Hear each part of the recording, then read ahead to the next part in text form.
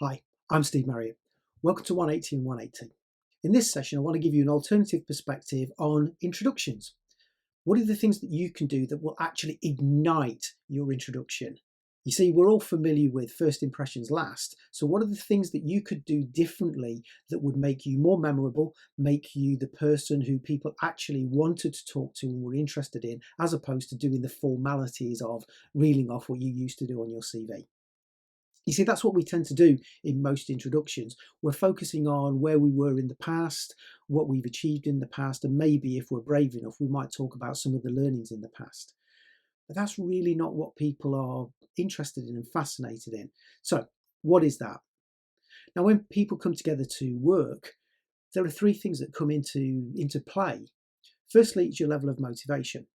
Secondly, it's about the skills that you bring and the capabilities that you bring into the team. And thirdly, it's about shared values. So rather than focusing on the external things that you've achieved, let's focus on these internal things and begin a conversation where people can really build rapport with us. So let's take it one by one.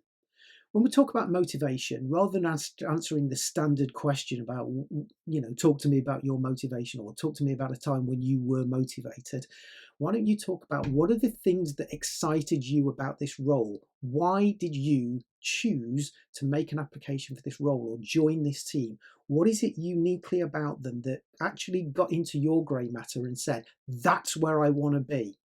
Talk to them about them, their culture, their project, their results, and talk to them about why that connected with you and why it made you say, that's the place I want to be. One, it enables you to show some of your passion, but two, it's a really nice ego stroke for them, knowing that what they're doing is attractive to other people outside of them. So then we talk about capability. Now it's easy for them to read your CV and look at your qualifications and look at your track record, but that's really not that important when it comes to this new role. So on this aspect, focus on what are the skills or the capabilities that you have that will complement the team that already exists. So what are the things that are going to come in and add to what they already do? But also, what are the things that they don't have? What are the capabilities that you have that are unique to you that will enhance the team? You see, it's one thing building a team full of like-minded people, but they also want to start exploring areas that they're probably not so good at or maybe haven't even thought of. So be bold enough to say, these are some of the complementary skills and these are some of the skills that would enhance what you already have, because then you're a value add.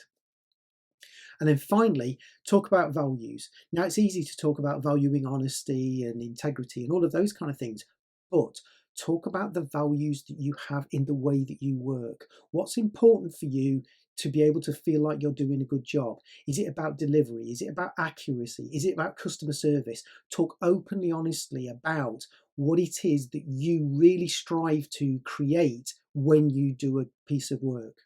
Now, those three things combined will give them the impression of whether they really want to work with you or not. And that can be the difference between a standard introduction and one that really likes the blue touch paper.